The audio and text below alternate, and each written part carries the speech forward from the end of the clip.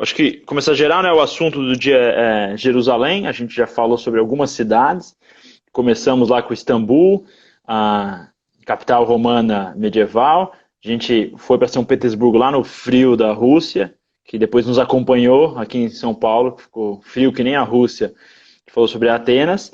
A gente falou sobre muita coisa diferente, história, cultura. Agora Jerusalém é a reta final, porque é uma cidade realmente que vai ser pouco tempo, muito conteúdo, uma cidade muito complexa. Eu imagino que o pessoal deve estar curioso, tem muita informação que talvez eles não saibam e não esperavam, mas eu acho que vai ser um assunto muito interessante hoje. Aí tem que começar, como tudo, a Jerusalém é muito antigo, então tem que começar contigo, né, pai? É uma questão de prioridade, né? Olha lá, né? Essa conversa está complicada, esse negócio que é muito antigo, né? Muito complicado, né? Bom, vamos estar em sintonia aí, vamos começar a falar de Jerusalém. Bom, você sabe muito bem que Jerusalém é a cidade mais importante da história da fé. Na verdade, a cidade ela tem assim sinais de habitação desde as épocas mais antigas, assim muito antigas mesmo. A gente tem aí uns sinais de presença nas imediações ali de Jerusalém. Vamos dizer, você está a 30, 40 quilômetros de Jerusalém, você tem coisa do que é chamado do período neolítico, né? Extremamente antigo. E a gente tem sinais ali na região da própria cidade também, bastante antiga, mas quando chega em termos de história propriamente dita, aí já fica um pouquinho mais difícil, né? O que a gente tem ali, um documento muito, o mais antigo encontrado na cidade, mesmo, uma pequena peça escrita em acadiano, que é do século XIV, ali antes de Cristo, né? Então 1300 a 1400, e uma pequena peça com uma inscrição limitada, mostrando ali alguma presença de alguma potência que passando pelo lugar, né? Ali aquela área sempre foi disputada com a presença egípcia, a presença hitita, incursões do mundo mesopotâmico. E aí nós vamos ter, né? Aí Israel, não sei se o pessoal vai ficar confuso aqui, né? Porque Israel já vai falar já já da cidade velha de Jerusalém, né? Essa é a minha vingança. Ele está falando que a parte antiga é o que fala e ele vai falar da cidade velha, né? Então, a cidade mais velha do que a cidade velha, né? Porque se for para Jerusalém, você fala, onde é que está a cidade velha? Você fala, está ali, né? E a cidade velha é a mais velha? Não, tem a mais velha do que a velha, né? E mais velha do que a velha é a cidade primeira de Jerusalém. Ela é chamada de cidade de Davi, porque ali, nós sabemos, viviam os jebuseus. É uma pequena encosta de terra. É a cidade que a gente vai encontrar referência à chegada das tropas de Davi ali em 2 Samuel, capítulo 5, né? E ali você vai ter coisas interessantíssimas nessa cidade de Davi, uma cidade com mais de 3.000 anos, né? A gente sabe que Davi ocupou aquele espaço ali há cerca de 3.000 anos atrás, e eles acharam coisas extraordinárias lá. Eles acharam um pedaço de uma estrutura de sustentação de pedra, que uma parte dela tem 3.200 anos, mais ou menos, outra parte é mais recente. Acharam um pedaço de uma casa que os babilônicos queimaram, quando conquistaram a cidade em 586. Acharam um grande militar inglês chamado Sir Warren, cavou um grande túnel ali que levou a descobrir o chamado túnel de Ezequias, que é um lugar extraordinário, que finalmente levou ao famoso tanque de Siloé, e lá no alto, em cima, a gente tem uma grande estrutura que muitos arqueólogos entendem que é a cidade, a construção, possivelmente o Palácio de Davi. E olha, foram encontrados documentos importantes com nomes de pessoas da época do profeta Jeremias. Então, quando você for, ou quem quiser voltar para ver a Jerusalém original, a primeira de todas, a Jerusalém mais antiga, você precisa começar vendo a famosa cidade de Davi. Mas Israel, vamos lá. Bom, falando em Jerusalém, tem que falar de Israel, né? E Israel aí nesse Shabbat Shalom, né? Então, essa Jerusalém mais antiga, não sei se você tem alguma coisa especial para falar sobre Jerusalém mais antiga, mas me diga aí, e esse negócio de cidade velha, o que tem lá? O que você pode começar a falar aí na sequência histórica dessa cidade tão importante, a grande cidade da fé? Vamos lá então, começando com o contexto, né? Eu acho que uma forma muito boa de iniciar a compreensão da cidade de Jerusalém é entender por que tem uma cidade naquela localização. É muito mais fácil lembrar e estudar a história quando a gente entende o porquê das coisas. Então, primeiro, por que a região de Israel e por que a cidade de Jerusalém? Muitas cidades, se a gente pega cidades relevantes na Europa, nas Américas, sempre está na costa e está perto, particularmente nas Américas, perto dos rios. A forma de construir a cidade está associada à tecnologia do período em que ela foi construída. Por isso que é muito importante o que você falou. O que é velho e o que é novo, né? Então, todo mundo que já viu aquela imagem icônica de Jerusalém, tem o domo dourado e um muro medieval. E a pessoa vê aquele muro, nossa, legal, né? Quando Josué invadiu, então, Jericó tinha um muro na mesma época. Não tem nada a ver. Aquele muro é de 1500, é da época do Brasil. E aquele é o muro novo. Assim, a gente estava começando, eles já estavam na época nova. Então, o que é interessante pensar, tá? Aquela região lá que eles chamam de Levante, que é a região onde fica a terra de Israel, basicamente é uma conexão. Se não for a conexão mais importante do mundo, é uma delas. Até, se você pega a arqueologia mais antiga, do início do Homo sapiens, a tese mais aceita na história, que deve ter surgido próximo na região da África, basicamente qualquer ser humano que existe no mundo, que está na Ásia, na Europa ou nas Américas, necessariamente passou por Israel. Porque a conexão, a terra de Israel, ela conecta a famosa crescente fértil com a África. Então, a localização daquela região ela é extremamente disputada. Por que é importante ter isso em mente? Porque quando você está num lugar que é disputado, por exemplo, a Polônia, a Rússia e a Alemanha tentam pegar, é muito violento. Você não quer ficar numa região desprotegida. Então, a gente já começa com a primeira posição. Uma cidade antiga ela tem que estar num ponto elevado. Isso é o ponto número 1. Quando a gente avalia por que a cidade de Jerusalém fica, se for curioso, tá? Aquela região lá do Levante tem por exemplo, tem 4 cidades importantes que a gente conhece. Beirute, que explodiu recentemente, Damasco, que fica na Síria, e Amman, na Jordânia. Todas as cidades, elas têm 2 características. Ou elas estão do lado do mar, que é o caso de Beirute, ou elas estão a mais de 500 metros acima do mar. Por quê? Porque se você está naquela região, já que está todo mundo tentando conquistar, do sul, Egito, do norte, Hitita, do leste, povos associados à Babilônia, à Síria, sempre tem alguém tentando invadir. Então você fica numa posição elevada, primeiro ponto. O segundo ponto super relevante é rota comercial. Então a gente pensa, né? É bom ficar perto do Mediterrâneo, rota comercial. Só que é melhor você estar perto das rotas obrigatórias. Então, se a gente vê, vai ser difícil de explicar isso, mas se você vê Israel de avião, você tem o que chama Montanhas da Judéia. Começa lá no deserto, vai até perto da Galileia.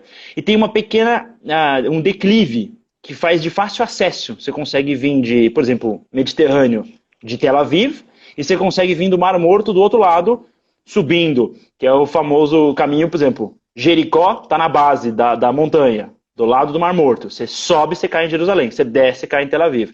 Então essa rota comercial é fundamental. E ela vai ser usada antigamente. Então é o segundo ponto. E o terceiro ponto fundamental é água. A gente não tem encanamento, não tem garantia, ainda não tem como tratar a água. Então você tem que ter água doce, fonte doce. E se tem uma coisa que infelizmente não tem tanta abundância no Oriente Médio é a água. É um pouco mais no Brasil, na região da Amazônia, na região aqui do Sudeste, tem um pouco mais de água do que em Israel. Então, a fonte de água é fundamental. E aonde fica a fonte de água da cidade de Jerusalém? Mais abaixo, ela é a famosa fonte de Gihon. Então, quando você vê aquela imagem de Jerusalém, a cidade antiga, que remete ao ano 1000, época de Davi, ou a cidade anterior aos israelitas, dos jebuseus, aquele período Estado de Israel, a cidade era mais embaixo da montanha, próximo dessa famosa fonte de Gihon. O Warren, que você mencionou, por exemplo, ele faz as escavações, eles vão chegar até o sul, na cidade de Davi, aonde fica essa fonte de água. Então são os 3 principais pontos. Por que que Jerusalém existe naquela localização? Fonte de acesso à água, que é essa fonte de Gihon. A rota comercial, ela fica num ponto muito estratégico que conecta o continente africano com o continente da Eurásia. E estrategicamente, lembrando, pessoal, que não é tão fácil ir ao sul de Israel e ir para a Pérsia, ir para a China, porque tem um deserto, e deserto tem menos água ainda do que Israel. Então, é muito importante passar. A localização é realmente show de bola. E por último, se tem muita gente armada que não gosta muito de você e gosta de bater e roubar suas coisas, quanto mais elevado você está na montanha, os suíços que o digam, né? Mais para cima, mais difícil é o cara subir e bater em você. Se você ficar jogando pedra de cima, é mais fácil se proteger. Então, isso são os fundamentos que vão justificar a existência da cidade antiga, período cananeu, período pré-Israel. Então, a gente vai ter o período... o primeiro marco civilizatório é antes da época do bronze, inclusive, era um material só de cobre. Mas isso é 3.000 anos antes de Cristo. Daí vai ter a transição, inclusive a expansão daquela região vai começar no período do bronze, e os povos que ficavam no Tigre e o Eufrates acabavam descendo, interferindo. Então aquilo era uma posição muito importante, independente da presença dos judeus, dos israelitas, do povo de Israel, já era uma localização estratégica muito boa e só vai ter relevância efetiva dentro da trajetória da Bíblia com o rei Davi, que além de ser um baita de um guerreiro que entendia de estratégia, era um cara muito, muito político que entendia da relevância. Mas agora, pai, eu queria passar de volta a bola para você, porque a gente entendeu o contexto. Por que existe essa cidade? Ela é extremamente antiga. A cidade tem 3 fundamentos para ela existir, só que de ser um ponto estratégico para virar a capital de um reino na época do bronze, do ferro, na transição... Eu pessoalmente prefiro a Galileia, gostoso, o Mar da Galileia verdinho, nossa, é muito bom. Se eu pudesse escolher, escolheria a Galileia, ou na praia, todo mundo gosta da praia. O Brasil, a capital foi no Rio de Janeiro, todo mundo quer ficar perto da praia. Tem tanto lugar bom para a gente fazer uma capital. Por que esse rei Davi vai decidir essa cidade de Jerusalém e ficar só entre nós, né? Mas desde que ele escolheu essa cidade, a situação lá nunca mais foi a mesma, é verdade, né? Pois é, Israel, o negócio lá com o rei Davi realmente é complicado. Olha, você tem razão, né, essa avaliação da questão da defesa, da questão da água, né, do lugar estar próximo, inclusive, de rota de comércio, tudo isso que marcava a realidade de uma cidade do mundo antigo. Olha, você bem mencionou uma galera, né, a gente falou de Atenas, né, recentemente, e tinha um pessoal meio parente dos atenienses lá, dos gregos, que moravam na região de Creta, né? No livro de Amós, capítulo 9, versos 5 e 6, vai dar para nós a ideia que esse pessoal desceu e começou a ocupar a área que fica a sudoeste da terra de Israel, né?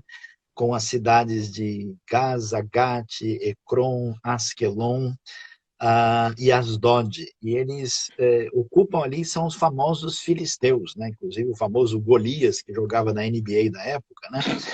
E esse pessoal era muito desenvolvido proporcionalmente na região, Israel, como você mencionou, porque eles tinham tecnologia do ferro.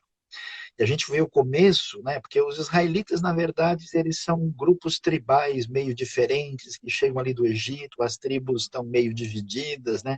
Eles têm até diferença linguística, né? O negócio do cibolete, chibolete, né? Para unir essa turma nesse mundo antigo não seria nada fácil, né? E aí o que acontece? Davi vai fazer isso de uma maneira magistral, né? Ele vinha do sul, né? Ele é de Belém, pertinho ali de Jerusalém, né? E ele tinha 2 tribos poderosas no Reino do Norte, que na parte norte, né, que vão ser Efraim e Manassés. Aí, para conseguir vencer os filisteus, para conseguir tentar uma unidade desses grupos diferentes, para ter um lugar bem posicionado, e um lugar que não fosse assim problema nem para o pessoal do sul, nem para o pessoal do norte, e que não tivesse ligação com nada. Davi conquista um lugar central, né, na terra que é Jerusalém, um lugar com um potencial significativo. Ele encontrou lá uma das tribos, né, dos cananeus, que era os famosos jebuseus, né, que são ali conquistados, e ali Davi vai conseguir fazer coisas extraordinárias e muito interessantes. Quando a gente vai lá nos nossos encontros e aulas de arqueologia, a gente pode até ver essa transição importante, Israel, que a gente chama da transição da época do bronze para a época do ferro. Quando Davi consegue fazer isso, aí ele, vamos dizer, estabelece Jerusalém como a sua capital. E aí entra um negócio teológico muito interessante. Você sabe que cidade é meio esquisito, né? A Bíblia não é muito ligada em cidade. Deus criou Adão e Eva e não botou ele no meio do centro da cidade, não. Botou no jardim, né? Então a cidade é meio sinistra, assim, com seus problemas, né? Negócio de cidade surgiu lá na conversa de Caim. Então a cidade está meio queimada, assim, meio poluída, né, na visão divina. E não é que Deus, no seu projeto de redenção, né, agindo no meio da monarquia e no meio da cidade, que são duas coisas altamente contaminadas, Deus entra nesse cenário, num projeto redentivo de resgate, e ele define Davi como o seu rei escolhido. Aliás, a frase é até bonita, um rei segundo o meu coração, e estabelece uma dinastia que deve durar permanentemente, que vai ser a dinastia messiânica de onde vem Jesus, e escolhe Jerusalém para ser a sua santa cidade, né? Quando a gente lê nos Salmos aquela coisa, né, da cidade do nosso Deus, seu santo monte, não é o Pico da Neblina, né? Não é o Santo Monte aqui de um lugar, não, é exatamente a região elevada que você mencionou. Então a gente vê, né? Mas Israel, o negócio, infelizmente, complicou, né? Porque você vê que depois de Davi, a coisa bagunçou, o reino dividiu, o reino de Judá ficou complicado. E até quando a gente visita Jerusalém, a gente não tem tanta evidência e sinal dessa época, né? Pertinho da cidade de Davi, você pode ver ali algumas coisas que são da época salomônica, né? Lá dentro da cidade velha do bairro judaico, você tem umas muralhas, uns muros que são da época de Ezequias, de Neemias, né? Mas a cidade que foi conquistada e vencida tantas vezes, né? E mudou de mãos e construiu-se em cima. Então a gente não tem condição de mexer em tudo, e essa época da monarquia, assim, dividida, a gente tem muita evidência mais fora, em outros lugares que a gente visita, do que em Jerusalém mesmo. Mas em Jerusalém você tem, né, essa ruína mais antiga e especial da cidade de Davi, e a gente tem esse período que envolve a monarquia, o fracasso e a queda de Jerusalém. Agora, Israel, eu sei que você tem muita coisa para compartilhar, falar, você é o homem que gosta de história, mas eu sei que o nosso tempo é limitado e eu estou achando que a nossa galera está meio curiosa aqui, né? Então, vamos lá. Andando por essa época do Antigo Testamento, da monarquia, a gente avança. Agora, é meio confuso o negócio, né? Porque a gente passa e fala assim, não, aqui tem um negócio que é do pessoal que foram os persas que passaram aqui. Não, isso aqui é um negócio da época dos gregos, né? Não, porque aqui nesse lugar os romanos entraram, né? Então me diga uma coisa. Me diga... Alô, alô? Alô, alô? Alô, alô, alô? Opa! Eu Opa, tô deu te uma ouvindo. falhada. Me diga aí, que história é essa de gregos e romanos em Jerusalém? Aliás, tudo era hebraico, era Israel, agora nós estamos falando de coisa grega, romana, Novo Testamento, Cidade Velha tem a ver com isso. Como é que é essa parte da história que a nossa galera está ligada querendo saber? Vamos lá, eu perdi um pouco o que você falou, ficou meio fantasmagórico, mas eu acho que eu entendo a intuição aqui. Mas vamos lá, uma coisa que eu acho que para a galera lembrar ajuda bastante, tá? Eu sempre tive dificuldade para sequenciar aquele período, é muito povo, é muito império, como que conecta? A gente lê a Bíblia e fala, pô, Davi, Salomão, eu sei essa história, tá lá, beleza, derruba Golias, ok, legal, os reinos, todo mundo briga, mas como que essa história da Bíblia conecta com o resto do mundo. Uma coisa importante, muita gente chega lá, cadê as coisas de Salomão? O período de Davi e Salomão, 1000 a.C., é muito antigo. Lembra, a gente falou da primeira Olimpíada, 700 e pouco. Homero vai escrever a história da Ilíada e Odisseia só por volta do ano 600, sobre o ano 1200. É muito antigo. Então tem pouco acesso a resquício arqueológico para conseguir explicar e efetivamente não tem tanta informação. Ao mesmo tempo, um lugar que fica no meio do caminho e todo mundo invade, conquista e atropela, tradicionalmente, a gente viu isso nas últimas guerras lá, por exemplo, do Iraque, dos Estados Unidos, o soldado não é exatamente o maior amante de arqueologia e protetor de bens conquistados. Eles tendem a destruir tudo. É difícil. Mas para a gente lembrar, tá, pessoal? Pense que Israel é tipo uma pista de acesso entre a África e a Eurásia. Essa pista, na origem, tinha um pouco de gente lá, que era o período do Cananeu. Antes disso, a gente tem uma luta de poder entre o Egito e os hititas. Então tem Egito e Hitita. Hitita no norte e Egito no sul. Beleza, pirâmide, a gente conecta porque os judeus acabam indo para o Egito e voltam, beleza. Daí tem um monte de invasão. Para ficar fácil de lembrar, eu uso ABC. Primeiro vem os assírios, depois vem Babilônia, e depois os persas vêm com o líder Ciro. Enfim, só para lembrar, os persas, porque P é muito depois, estraga a minha sequência. Mas enfim, a Síria e Babilônia é mais ou menos na mesma região do Tigre e Eufrate. Eles lutaram por influência na crescente fértil. Eles vão dominar, eles vão dar a volta e chegar até o Egito. E os persas, um pouquinho mais ao leste, também vão dominar. E a gente sabe que depois que os persas conquistaram tudo e chegaram lá e atrapalharam Atenas, rolou aquela briga, tem os 300 de Esparta e os gregos vão acabar vencendo, e daí Alexandre o Grande vai lá e toma todo o território persa. Então é nesse contexto que a gente tem a Síria e a Babilônia conquista, tem os exílios, a Síria só pega o norte, a reino de Israel, não Judá, a Babilônia conquista os dois, os persas conquistam todo mundo. Então quando os gregos chegam, eles vão helenizar, a gente falou sobre isso, lembra?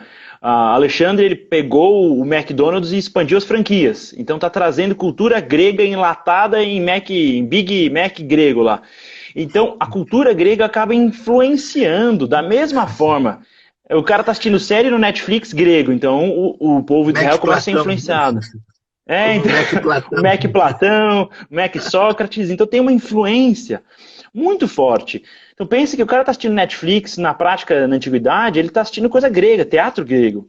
Aí ele vai comer o churrasquinho, o arroz com feijão, comida, influência grega, cultura grega, tradição grega, língua grega. Então isso acaba interferindo na cultura dentro do povo de Israel, dentro daquela região que vai ser uma província imperial, desde a conquista dos assírios.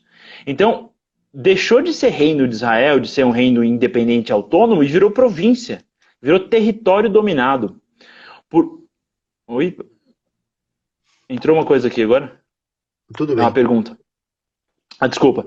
Então, esse ambiente todo aí tem essa integração. E por último, a gente sabe que os romanos vão dominar os gregos, só que eles vão manter a cultura grega, e eles vão meio que expandir uma gestão administrativa. Isso é muito interessante porque os romanos só vão chegar na terra de Israel menos de 100 anos antes de Jesus nascer. Às vezes o pessoal não acha, não sabe disso, mas o timing foi perfeito. Parece que Deus, assim, gosta de horário, porque deu limite do limite. Roma conquista a terra de Israel, inclusive o império vai ser decretado junto com a época, transiciona entre República, Júlio César, Otávio, toda aquela bagunça, e Jesus nasce. E daí tem a transição e o Império Romano é o melhor ambiente para o cristianismo se expandir. Tudo isso, Jerusalém é a base. Lembra, o Templo de Salomão é construído durante o período inicial do reino dele, vai ser destruído com a conquista, né, do Império da Babilônia, e daí depois disso vai ser reconstruído, e essa reconstrução, relevante mesmo, está no período do Império Romano. Então todos esses períodos aí, grego, persa, grego e romano, a gente vai ter o templo no período romano, é o segundo templo. Às vezes o pessoal confunde, mas basicamente, nesse ambiente a gente pensa, o que Jerusalém é? É uma cidade super estratégica, como ela era 1000, 2000 anos antes, dentro de um império super influente, gigantesco, na fronteira. Então ela conectava o Império Romano com o Império Persa-Parta, com o sul, onde fica Meca e Medina, a cidade de Jeddah, a Arábia Saudita, o comércio, ficava bem ao sul de Israel, bem perto, dentro do Golfo Persa, do outro lado, né, do Golfo Persa. Então, é uma localização muito estratégica. E a cidade de Jerusalém, basicamente, se torna uma cidade muito relevante dentro da província que é chamada pelos romanos de província da Judéia, porque a tribo de Judá dá o reino de Judá, os assírios não conquistam, então fica a região de Judá, o povo que morava lá deixa de ser israelita, vira judaíta, judeu, e a província dominada vira a província dos judeus. E daí, durante esse período, vai ter brigas, e daí que é legal, né? Porque você falou, por exemplo, dos filisteus, né? Teve um período onde, eu não vou falar mais, porque eu não gosto de Adriano, acho que ele foi um imperador zoado pra caramba, eu tenho raiva pessoal dele. Mas enfim, não vou falar tudo que ele fez de errado para não escandalizar o pessoal aqui, mas ele é zoado pra caramba. Vocês podem depois dar uma olhada aí, é meio traumatizante. E esse cara ficou com raiva de Israel, ficou com raiva dos judeus, massacrou todo mundo. E ele falou, sabe uma coisa? Eu gosto tão pouco deles que eu vou mudar o nome do território. Daí ele falou, quem que é o maior inimigo dos judeus? Pô, os filisteus. Daí ele muda o nome da província para Filisteia. E que nem em inglês, né? O PH, o F, filosofia. Daí vira Filisteia, Filistina, Palestina. Então o nome Palestina é literalmente o nome de uma província romana. Esse nome foi criado para irritar os judeus no período de abuso, né, de massacre próximo do ano 130. Então aí a Jerusalém continua sendo uma cidade relevante, vai virar a Era Capitolina, vão destruir, depois que o templo é destruído, constrói templo grego, e só vai voltar, digamos, a um ambiente mais de influência de fé monoteísta, quando Constantino se converte e a mãe dele vai meio que fazer, a Helena vai fazer aquele esquema. Então, muito do que a gente visita em Jerusalém tem a mão de Helena, que é a mãe de Constantino, que é esse período de cristianização da cidade de Jerusalém, onde os elementos de tradição judaica que foram expurgados nesse período de violência, né, causada por Adriano, tem também um período prévio, mas desde o ano 150 a.C. até 150 depois, nesse período todo, os judeus são extremamente perseguidos, muito violento. O período em que Jesus vem, tem que ter consciência que era um abuso, basicamente o Brasil colonial sendo abusado, ou é um ambiente muito difícil para a gente ter relação, mas o povo vivia sob um abuso muito violento, muito agressivo, de um povo superior que, além de influenciar culturalmente com a ideologia grega, influenciava fisicamente com a pancada romana, né? E daí, quando cristianiza o Império Romano, toda essa região vai substituir o templo pagão para a igreja, só que em 300 aninhos vai mudar drasticamente aquele ambiente. E a mudança que acontece no ano 600, eu não sei se eu vou chegar nesse ponto, vou passar de volta para você antes, mas a mudança que aconteceu no ano 632 deixou aquela região com a cara que parece que não mudou muito não, né? Mas agora eu devolvo para você esse ambiente de tensão, de perseguição. Passa a bola contigo antes de eu entrar nesse caos que acontece em 632 aí. Beleza, Israel. De fato, conhecer Jerusalém é estar num dos lugares mais impressionantes. Quando a gente vai com as nossas caravanas da Biblos, né, é possível, né? O Israel falou muito desse período histórico que envolve essa presença grega e presença romana, né? O estabelecimento da força do Império Romano aí, que nesse período, veja, o período de Jesus, é o período do imperador Tibério, né? Quando você tem o domínio da dinastia de Herodes. Aliás, pertinho de Jerusalém, você encontra um grande palácio de Herodes, o lugar onde ele foi sepultado, o Herodion, né? O Herodes que fez Cesareia, que fez Massada, e que também fez aí um palácio ali em Jericó, né? Você vai ver, inclusive, a coisa impressionante é dar uma olhada, você ouviu falar do Muro das Lamentações, né? Esse muro, construção da época romana, especificamente herodiana, é um negócio assim que você vê, mas você não imagina. Primeiro que aquilo que você vê é só parte de uma base, de uma plataforma que tinha, assim, 144 mil metros quadrados. Era gigantesca. E o que você vê no muro tem mais 10 metros de base para baixo. É possível você visitar a continuação desse muro e ver esse poderio romano que Israel estava falando, quando você vê a área do templo ali onde havia as lojas, onde o pessoal vendia o sacrifício dos animais e assim por diante, né? E vê as pedras gigantescas, enormes. Aliás, é possível fazer até um tour por baixo do muro e ver a pedra maior, que tem 650 toneladas lá, um negócio inesquecível. E nessa visão dessa área, que é exatamente o Parque Arqueológico de Davidson, você pode ver o sinal da fúria romana, né? Quando eles derrubaram, destruíram ali o templo, né? E houve uma destruição maior aí no ano 135, né? Entre 132 e 135, com Adriano, que odiava realmente os judeus e arrebentou a área do templo e tentou acabar com a memória do povo. Você vê que, de novo, a mania muito antiga, né? Mas o que a gente vai descobrir, então, é que esses elementos, você passeia por dentro da cidade velha, você vai ver várias coisas originais, arqueológicas, antigas, confirmadas desse período, que envolve o lugar, por exemplo, onde Jesus é preso e julgado na cidade, na parte mais elevada da cidade, né? Que hoje é chamado ali de Monte Sião. A gente brinca lá que chegamos no Monte Saião, né? Que nós estamos lá em casa, né? A gente vai ver essa área em torno do templo, vai ter a possibilidade de ver as escadarias originais que davam entrada, acesso do templo onde Jesus e os apóstolos seguramente estiveram. Então você tem uma possibilidade de ter ao vivo em 3D ali uma visão arqueológica, uma visão histórica, e aliás é surpreendente porque a gente acha que o nosso tempo conhece demais, sabe demais, você não faz ideia qual é o poder e a sofisticação da tecnologia da época romana que os romanos desenvolveram, que estava presente, inclusive, na antiga província da Judéia. Então, você pode observar essa realidade. Agora, veja que coisa interessante. É nesse ambiente que você vai ver essa dualidade, né, na história que envolve Jerusalém. A cidade que vai ter esse encontro do mundo judaico, do mundo greco-romano, que vai ser um centro dessa interação das culturas, que vai ajudar a fazer a formação da tradição não só judaica, tem toda uma história judaica impressionante, significativa, do judaísmo que se desenvolve em Jerusalém, depois se desdobra na Galileia.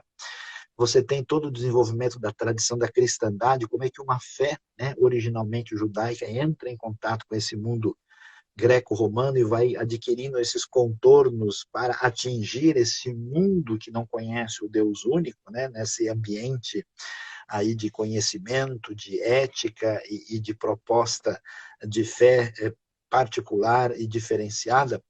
E então você vai, e isso desenvolve aquilo que a gente já falou, Israel explicou bastante isso na outra vez, quando a gente vê esse mundo bizantino, romano-oriental, romano-grego, né, que chega ao auge. Tem um mapa famoso de Jerusalém que aparece desenhado lá, cuja mapa, vamos dizer, original está hoje na Jordânia, que foi feito na época do Justiniano, o principal, mais importante imperador bizantino, e esse mapa é do ano 565 da era cristã.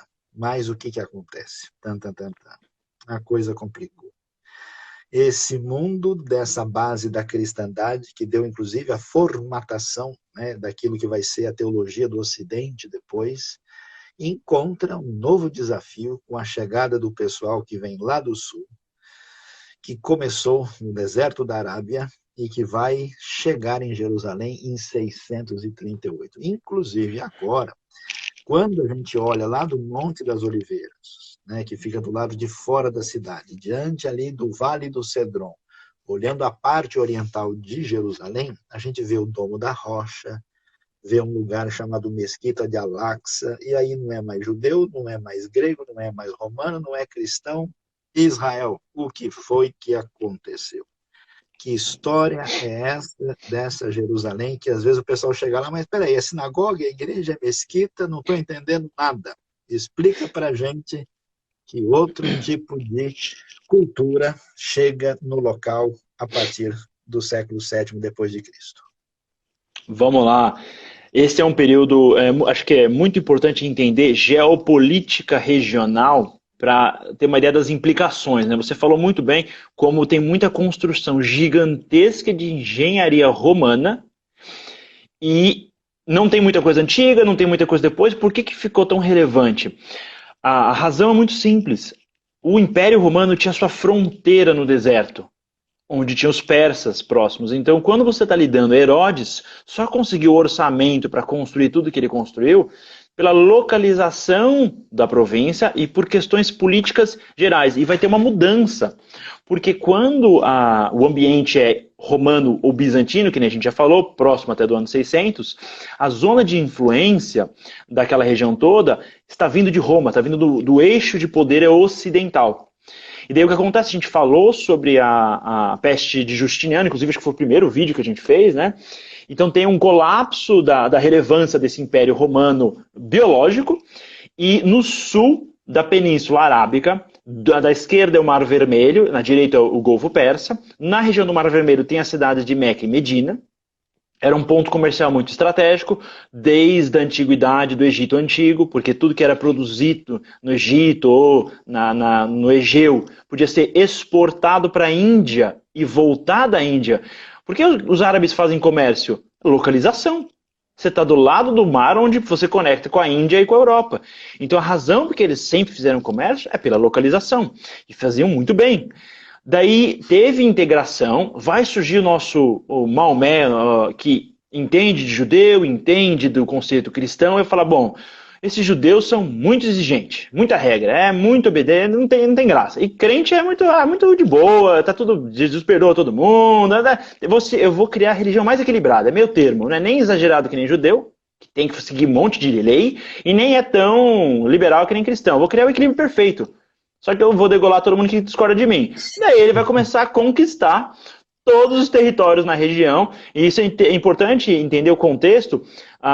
Religiões têm líderes diferentes. No caso particular, o modelo islâmico era teocrático na origem na antiguidade. Então, em 622 vai começar essa expansão islâmica. Eles vão conquistar as tribos regionais da região da Península Arábica, vão unificar a Arábia e vão falar, bom, vamos conquistar o norte.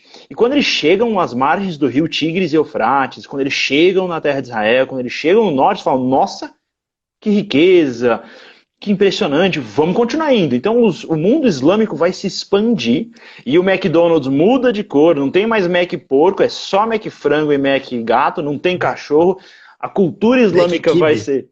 É Mac Kibe, é Mac Kafka, e vai expandir a cultura islâmica, a culinária, a fé islâmica, a legislação deles, a forma de organizar a sociedade vai se expandindo pelo mundo persa, pelo Egito, norte da África, Líbia, Argélia, Tunísia, vai chegar até o Marrocos, entra em Portugal e Espanha, vai influenciar a cultura brasileira através da influência de Portugal durante séculos, vai entrar na Europa, vai entrar na Turquia, chega, tem até país dentro da União Europeia que...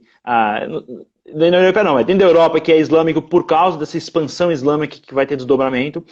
E daí, esse período islâmico ele começa, Jerusalém vai ser conquistada em 632, 634 dominam a cidade, e eles vão varrer tudo, vão organizar. Daí não vai ter que ter tanta fortificação, porque o centro político-militar islâmico muda de eixo.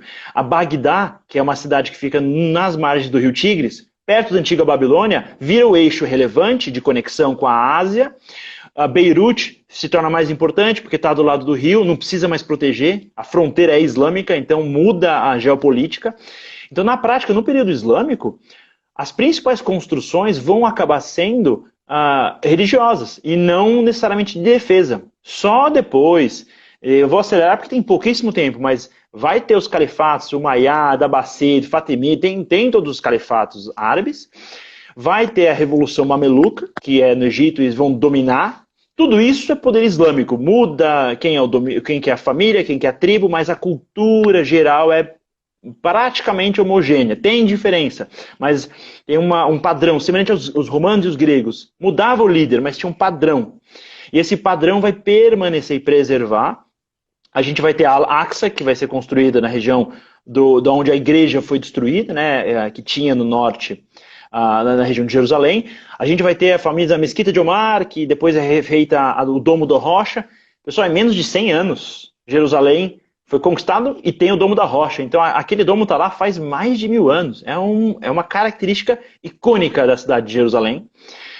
E então, vira uma referência, e Maomé vai falar que ele foi... dentro do Alcorão tem menções à cidade sagrada, uma cidade onde ele visitou no sonho. E eles associam essa cidade, né? Eles chamam Al-Quds, né, que associa isso a Jerusalém. Então, tem uma associação direta. Então, Jerusalém... na Idade Média, vai ser super importante para os judeus, que sempre na Páscoa judaica vão orar ano que vem em Jerusalém, para os muçulmanos, pela relevância estabelecida por Maomé no Alcorão, e pelos cristãos, quando o Papa Urbano confunde o pedido de ajuda do imperador bizantino e acha que todos os soldados desempregados da Europa que lutavam contra Viking tinham que fazer alguma coisa, e os caras vão lá e fazem uma bagunça, que é a primeira... segunda, terceira e etc., cruzadas. Foi uma confusão isso.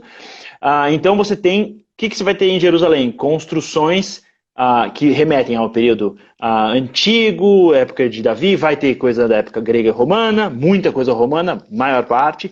Vai ter mesquita islâmica, vai ter igreja de cruzados. Então tem locais que os cruzados dominam, os templários vão... Os templários, a sede deles é o Al-Aqsa, que é a mesquita islâmica. Então você tem a mesquita islâmica que vira o quartel-general dos templários. E lógico, vai ter esse período onde Jerusalém vira um reino, Jerusalém vira capital, os muçulmanos se unem e conseguem com o Saladino, que é um curdo, vencer e conquistar a independência, né, da cidade, e tomam de volta para o domínio islâmico. Isso vai ficar consolidado por influência primordialmente de etnia e cultura árabe, até mais ou menos o 1500. Então a gente acabou, pessoal, a gente foi de 600 e pouco até 1500, quase 1000 anos de domínio, principalmente árabe, de etnia, islâmico de fé e de cultura do Oriente Médio. Daí os turcos vão dominar aquela região. Turco é islâmico, eles têm uma língua mistura persa, árabe e turco, mas a visão era um pouco mais, digamos, multicultural. E aí que entra aquele muro famoso que todo mundo conhece. Você está no Monte das Oliveiras, você bate o olho em Jerusalém, você vê um muro gigante, que não parece ser muito útil. Aquele muro é turco. Então, esse é o ambiente que a gente está lidando. E os turcos também não tinham muita dificuldade, inclusive eles conquistam a cidade, fazem o muro, e o muro nunca mais é utilizado, porque não precisa mais do muro, porque a pólvora já foi desenvolvida antes daquela região ter guerra. E, pessoal, por que é importante ter essa transição? Porque o Império Otomano só vai... desculpa, eu confundi aqui. O Império Otomano ele vai perder a região de Jerusalém só em 1918. Na verdade, 17, 18, no final da Primeira Guerra Mundial, porque ele se aliou com a Alemanha. Então, esse que é o período que a gente está falando de influência romana grega, romana cristã. A gente tem mais de quase 1000 anos de influência árabe islâmica, onde é construídas as mesquitas que a gente conhece tanto, onde a cultura do Oriente Médio e da cidade de Jerusalém é transformada. Tem um período turco, onde preserva a cultura islâmica, mas tem mudanças no ambiente, e os otomanos vão acabar com todos os recursos, vão esculhambar, na verdade, a região lá de Israel na prática, e destruir, cortar árvore, porque era uma província secundária, né? E depois da Primeira Guerra Mundial, esse território vai passar na mão dos impérios, Inglaterra e França, vai ser dividido, e daí surge a possibilidade da criação do Judenstaat, proposto por Theodor Herzl, e Jerusalém vai ser a proposta da capital. E por que essa cidade é tão intrinsecamente relacionada? Porque as grandes fés, né, monoteístas vão ter nessa cidade uma referência de organização filosófica, política, cultural e religiosa. Então, realmente é uma joia, a localização é absurda, lembrando que ela conecta a Europa, a Ásia, a África, e a composição cultural e religiosa e, enfim, demográfica da cidade. A gente pode até falar, né, dentro dos 4 muros tem até bairro, né? Agora, acho que está se tornando, eu estou preocupado com o tempo, está na reta final, acho que se você puder falar um pouquinho sobre a parte interna dos muros de Jerusalém, eu passo de volta para você. Vamos lá. Vamos lá, até porque o nosso pessoal está muito aí animado, né? E o pessoal está tendo várias perguntas, né? Que foram apresentadas aí. Eu vou até dizer, o pessoal está perguntando quando é a próxima caravana para Israel, tem previsão? Sim, sim. Logo entre em contato direto com a Biblos, que a previsão, já que no primeiro semestre nós vamos ter caravana no ano que vem, né? Os judeus e os cristãos, como é que eram tratados pelo domínio islâmico nesse período? Depende. Em alguns momentos são tratados de uma maneira razoável, a ideia, né? Porque quando os muçulmanos chegam, todo mundo não é muçulmano, então existe uma tentativa de convencer, né? Agora, dependendo da época, da dinastia, do momento, aí a coisa às vezes acaba tendo dificuldades, né? E alguém disse que houve uma notícia que também apareceu aí, que houve aí a tentativa lá, um pedido, né? Para que a gente pudesse aí ter um momento diferenciado lá, tocando o chofar por solicitação religiosa na região do Monte do Templo, né? Então, a notícia não está assim 100% confirmada, mas é fato que não todos os judeus, alguns grupos religiosos têm interesse aí nisso, estão lutando nisso, isso pode ser uma possibilidade, né? Bom, as informações históricas dadas por vocês, da minha parte, envolve umas 50 viagens para Jerusalém, né?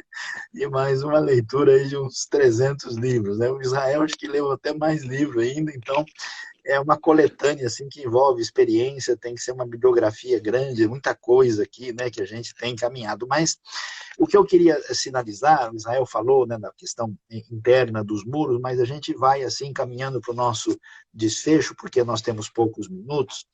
O que acontece? O Israel, né, a Jerusalém que você visita é a cidade mais impressionante do mundo para qualquer pessoa com ou sem religião. Por quê? Porque você tem contato com uma diversidade cultural, uma diversidade religiosa. Você passa aqui, é coisa da época romana, isso aqui é da época cruzada, isso aqui é do período árabe islâmico primeiro, isso aqui é do período árabe islâmico posterior, isso aqui é do período dos mamelucos, que não são brasileiros, são outro tipo de gente que veio lá do Egito, que tem a ver com domínio curdo, que fala árabe. Isso aqui é do período turco, que foram 400 anos, e como ele disse, né, o turco não tem nada a ver com o árabe, muito diferente, é um império altamente sofisticado, famoso Império Otomano. E a gente chega no desfecho desse Império Otomano, você tem a época britânica, que é um período de 30 anos, nesse período que envolve o final da Primeira Guerra Mundial, e até que finalmente a coisa absolutamente impensável. Durante quase 2000 anos, os judeus estavam dizendo Bashanah Haba'ah Birushalayim, ou seja, no ano que vem em Jerusalém. E, surpreendentemente, por uma questão de contingência mundial, em função do movimento sionista, do sofrimento dos judeus no Holocausto, de uma série de situações, de uma benevolência naquele momento limitado, né? Foi criado o Estado de Israel, né? Aí, que passa, né, por um conflito inicial e tem a sua guerra de independência firmada em 1948. O Estado foi votado em 1947, em novembro, na ONU, com a participação, não como voto Minerva, mas uma participação determinante do secretário-geral brasileiro, Oswaldo Aranha. E assim Israel renasce, né, com os judeus. Olha, só para você saber, em Israel se falam 102 línguas, né? Tem judeu brasileiro, judeu com cara de asiático oriental, judeu negro que veio da África, da Etiópia, tem judeus loiros de olhos azuis que vêm da Europa Oriental e até mesmo da Escandinávia, tem judeu de todo tipo. Então, a riqueza cultural, né, a experiência antropológica, o conhecimento bíblico, o entendimento dessas coisas é fundamental. Então, venha com a gente para Jerusalém para você ter essa percepção, né? A gente também usa guias de altíssima especialidade que falam português perfeito e que vai possibilitar você ter uma viagem muito gostosa, prazerosa, segura, né? Ao contrário do que o pessoal imagina, a cidade não é uma cidade tumultuada. Aliás, os pontos mais complicados, como tem em qualquer lugar do mundo, a gente sabe onde está e a gente não vai lá, né? E a gente tem a possibilidade de ter um tour completo que envolve, né, esse momento de lazer, um momento de conhecimento especial e um momento muito significativo também de inspiração no seu coração, porque ali é a cidade mais importante de toda a história do monoteísmo, e eu diria até dizer que, em termos de cidade da fé no mundo, eu diria que não tem para ninguém, ninguém supera Jerusalém. Tá? Ok, Israel, valeu, obrigado aí, a gente pode ser dar o seu tchau aí no final para a gente. Se quiser aí mandar, né, o lugar de onde você está mandando a sua saudação aí. Obrigado, Israel. O homem aí é craque de bola e craque na escola, estudioso aí, conhece história muito. Tem estado com a gente aí como participante da viagem também, né? Eu sou a pessoa que vai dar as explicações aí mais de conteúdo e o Israel participa de maneira ativa também, além de um guia especializado lá. Então, você é muito bem-vindo, né? Você venha estar com a gente e conhecer Jerusalém de perto. Israel, dá o seu boa noite aí para a galera toda, para o nosso desfecho, e a gente deixa os turcos, os árabes, os gregos, os persas de lado agora, porque não dá mais para conversar com eles. Valeu, pessoal. Obrigado pelo presente de todo mundo. Vai ser um prazer viajar com vocês para Israel. Pode contar conosco. E é muita informação para pouco tempo. Então, se a gente tiver mais tempo, vocês podem ter certeza que a gente tem muito mais coisa para falar e muito mais coisa para a gente aprender em Jerusalém. Um abração para todo mundo aí. Até a próxima. Tem uma surpresa, então não vou revelar. É isso aí. Shalom, shalom lekulam, leitra Shabbat shalom. Shabbat shalom. Boa noite a todos. Muito obrigado. Felicidades para todos aí. Um grande abraço e até a próxima oportunidade. Valeu, abração, pessoal. Tchau.